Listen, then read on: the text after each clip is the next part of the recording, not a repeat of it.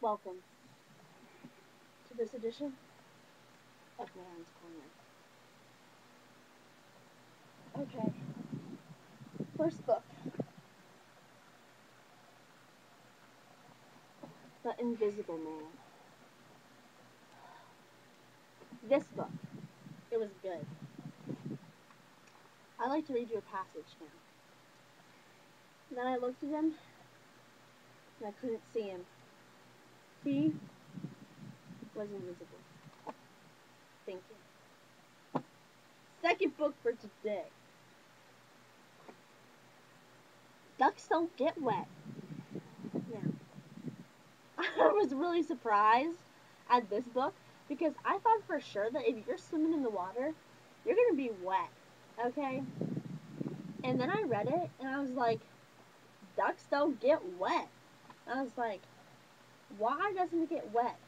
And then I read it again and I was like, every duck is waterproof because it has an oil gland. And apparently it like covers its body in oil so then the water can't get on it and then it's like waterproof and then it can swim and it doesn't even get wet because ducks don't get wet. Alright. Now, third book.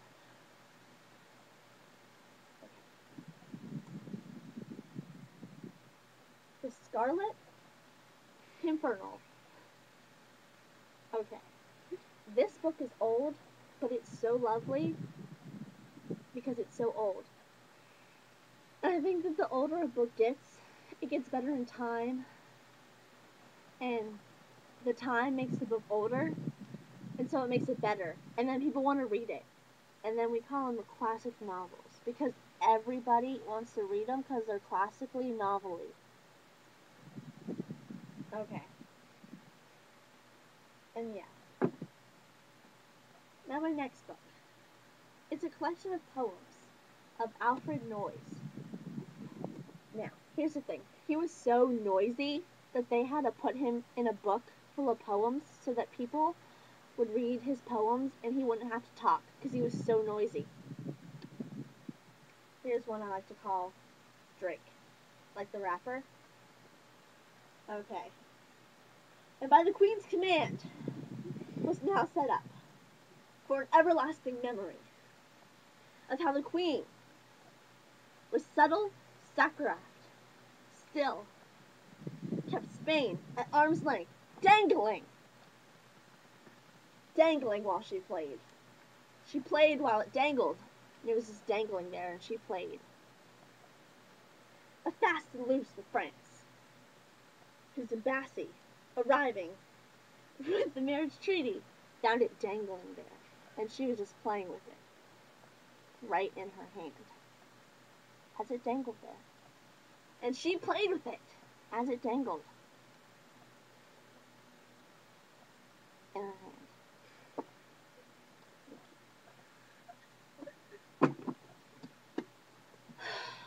Fifth book. My favorite. The Last Lecture.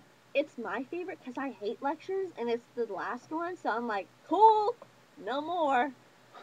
Okay. And since it was like the last one, they only had to draw. They drew a picture, I guess, of a rocket ship on the front and on the back. I guess is the author or something. And he's a DILF, if I do say so myself. Alright, in the last lecture, here's a little patch of it for you. I'm on my honeymoon, but if you need me, he sent me out to buy a few groceries the other day. And after I found everything on the list, I figured I'd get out of the store faster if I used the self-scan aisle. Now, I don't know about you, but when I go to Walmart, my mom always wants to use the self-scan aisle because it's so much better, and you don't have people looking through your business and stuff, but every time you buy something and you go to put it where the bag is, it stops because it thinks you're trying to steal it and you don't put it in the bag. And then my mom gets mad and she's like, "What the hell? Why doesn't this thing work?" And then we gotta get somebody from the store to come over and they gotta fix it. And it's like this big scene, and I'm like, "Oh my God, Mom, just buy your toilet paper and let's go."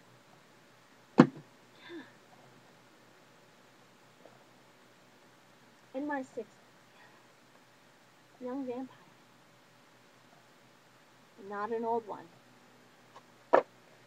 Now, in most vampire books these days, they make them all old. They're like, "I'm 117, but I look like I'm 17, and I'm so cool because I'm like this little, but I'm not really little. I'm like old, and then all the girls want me because I'm so hot and sparkly." Guess what?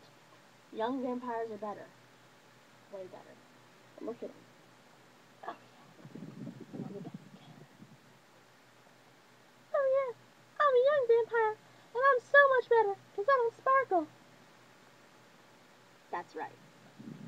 Now, here's a passage from chapter 8. Taking another man's life had never been more nerve-wracking before. I never had to think about it. Pure instinct had driven me to it without any consciousness for my brain. And that's all for Maren's Corner.